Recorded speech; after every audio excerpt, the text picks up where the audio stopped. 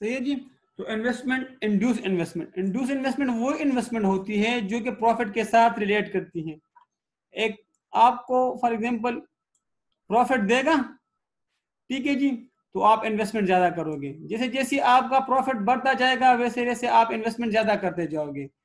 तो induce investment वो investment होती है जिसका प्रॉफिट या इनकम के साथ पॉजिटिव रिलेशनशिप होता है, कि जैसे जैसे आपकी इनकम बढ़ती जाएगी, जैसे जैसे आप इन्वेस्टमेंट आपको लगे कि फ्यूचर में वो आपको ज्यादा प्रॉफिट देगा, वैसे वैसे आप इन्वेस्टमेंट बढ़ाते जाएंगे। लेकिन ऑटोनोमस इन्वेस्टमेंट का इनकम के साथ कोई रिलेशनशिप नहीं होता, ठीक है जी। वो for will being for society किया जाता है, ठीक है जी। जिस तरह हुकूमत करती है, नॉर्मल हुकूमत का मेन ऑब्जेक्टिव सोसाइटी के लिए सर्व करना होता है ना, तो वो जो जितनी भी इन्वेस्टमेंट करती है वो ऑटोनोमस इन्वेस्टमेंट। जिस तरह हमारी प्राइवेट जो भी इन्वेस्टमेंट होती है और वो सोसाइटी की वेल बीइंग के लिए होती है, तो उसको हम कहते हैं ऑटोनोमस इन्वेस्टमेंट। लेकिन इंड्यूस इन्वेस्टमेंट प्रॉफिट के साथ रिलेट करती है। जैसे जैसे आपको लगे कि फ्यूचर में मुझे ये प्रॉफिट जनरेट करके देगा या मुझे फ्यूचर में ये मजीद इनकम जनरेट करके देगा, वैसे वैसे आप उसमें इन्वेस्टमेंट करते जाते हो।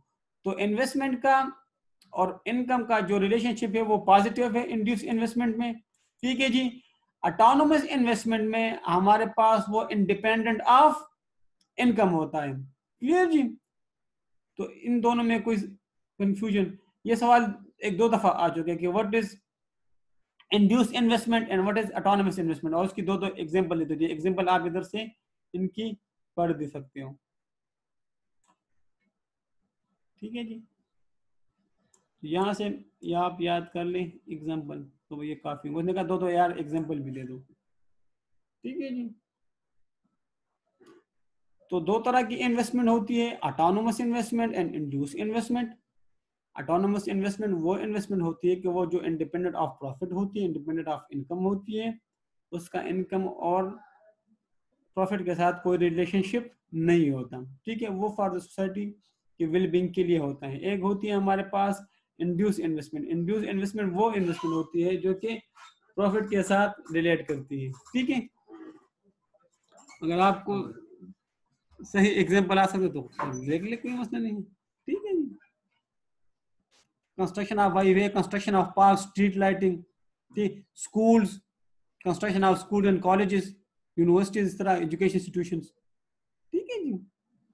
पब्लिक पार्क्स वगैरह हुए, ठीक है जी। तो या यहाँ से कोई कंफ्यूजन नहीं, यहाँ से लिख लो यार अहमद, अपनी तरफ से दे दो, लेकिन फिर सही एग्जांपल देना जिस पर आप कॉन्फिडेंट हो जी। तो यहाँ तक कोई सवाल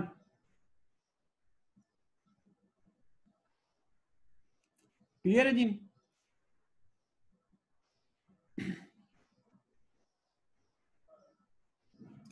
अब इंटरेस्ट और इन्वेस्टमेंट का आपस में रिलेशनशिप, बस ये थोड़ा पढ़ते हैं, फिर इंशाल्लाह इसको बाकी कल पढ़ेंगे, खत्म करके ना आज थोड़ा पढ़ते हैं कि इसका क्या इसीलिए। अब इंटरेस्ट और इन्वेस्टमेंट का आपस में क्या रिलेशनशिप है, क्लियर जी। तो किनीजियन ने लेवल ऑफ इन्वेस्टमेंट को डिटरमिन के लिए दो फैक्टर बताए हैं, MEC marginal efficiency of capital और मार्केट इंटरेस्ट रेट, ठीक है। उसने कहा कि यार इन्वेस्टमेंट दो चीजों पे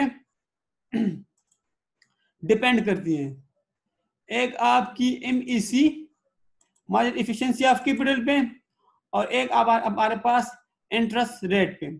अब ये क्या चीज है, MEC क्या चीज है और इंटरेस्ट रेट क्या चीज है। आप लोगों को याद है और आप लोगों ने मैथमेटिकल फाइनेंस में पढ़ा होगा कि एक ऐसा रेट जो हमारे फ्यूचर की वैल्यू को प्रेजेंट पे ले आए, ये हमारे पास फ्यूचर, ये हमारे पास प्रेजेंट, EPA, ठीक है। एक ऐसा रेट जो हमारी फ्यूचर की वैल्यू को प्रेजेंट पे ले आए, उसको क्या कहते हैं? उस रेट को क्या नाम देते हैं हम?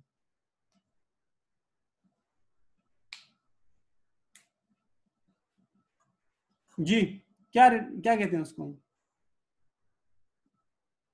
एक ऐसा रेट जो हमारे फ्यूचर की वैल्यू को हमारे प्रेजेंट की वैल्यू के बराबर कर दे, उस रेट को हम क्या कहेंगे? जी,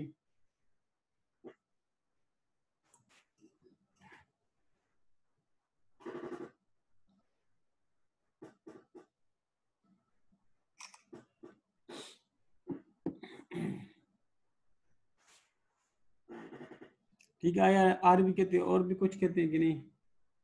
एक ही नाम है उसको। ठीक है जी, ठीक।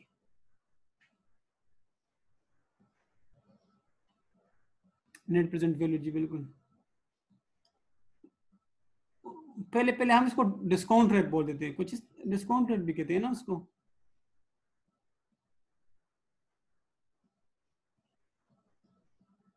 और इसको डिस्काउंटिंग कहते हैं, जो हमारी फ्यूचर की वैल्यू को प्रेजेंट पे ले आया उसको डिस्काउंटिंग कहते हैं ना, उसको डिस्काउंट। ठीक है, मैंने कहा यार कई साल पहले पढ़ा था तो ठीक है, लेकिन रट्टा मजबूत है। और जो हमारी, और इसको हम इकोनॉमिक्स में कहेंगे MEC, उसी रेट को। ठीक है, जो जो आप लोगों ने कहा IRR और NPV को जीरो कर दे, और ठीक है डिस्काउंट रेट, ठीक है। और इसको हम कहते हैं इकोनॉमिक्स में MEC। क्लियर जी? तो नाम मुख्तलिफ काम हुए। The rate of discount which make the present value of the prospective seed in future from the capital asset equal to supply कर। ठीक है जी? तो ये इसने एक पूरे डिफिनेशन दी है बस, ठीक है, लेकिन इसको MEC कहते हैं। और जो हमारे प्रेजेंट की वैल्यू को फ्यूचर पे ले जाए कि या 5 साल बाद मुझे मिलते हैं, तो उसको हम क्या कहते हैं? उसको हम इंटरेस्ट रेट कहते हैं, और उस पर प्रोसेस को हम कंपाउंडिंग कहते हैं। इस तरह कुछ कहते हैं ना, ठीक है जी, या compound rate, simple interest rate या कंपाउंड रेट। ठीक है जी। तो ये दो चीजें थी कि जो हमारे फ्यूचर को प्रेजेंट पे लाए तो उसको MEC कहते हैं, और जो हमारे प्रेजेंट को फ्यूचर पे ले जाए उसको हम मार्केट इंटरेस्ट रेट कहते हैं।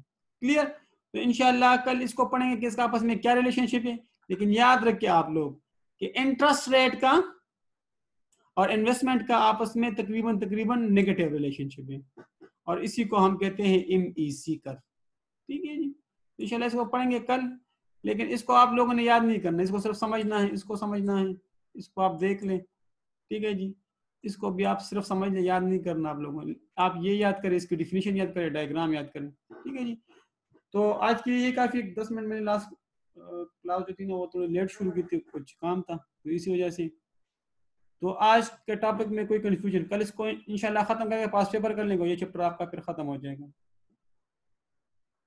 मैं इसलिए अभी स्लो स्लो जा रहा हूँ कि अल्हम्दुलिल्लाह भी हमारे पास 1-1.5 महीना है, तो इंशाल्लाह सुकून से हो जाएगा। लेकिन ये चीज़ें थोड़ी सी टेक्निकल है ना, तो इसी वजह से इसमें आपको थोड़ा टफ टाइम ये देगा, इतना मुश्किल नहीं है। और मल्टीप्लाई एक्सीलेटर बाकी थ्योरी है बस, बाकी टेक्निकल नहीं है, आसान आसान बात है ये। तो यहाँ तक जो आज हमने पढ़ा, सलमान, अजहर, इकरा, शमीन, सबा, आसिफ जी, अहमद, तो यहाँ तक कोई कंफ्यूजन?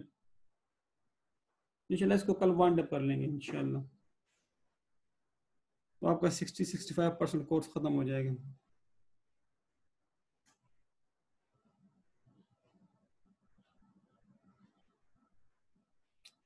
सही है जी। तो इंशाल्लाह फिर कल मिलते हैं MEC की तरफ। ठीक है, तो ये तो थोड़ा सा वो है, आपको समझ आ जाएगा तो होप सो। और ये बड़े इंपॉर्टेंट है सवाल इसकी। इंशाल्लाह कल से पास पेपर करके इस चैप्टर को वाइंड अप कर लेंगे। ठीक है जी, थैंक यू वेरी मच। अस्सलाम वालेकुम।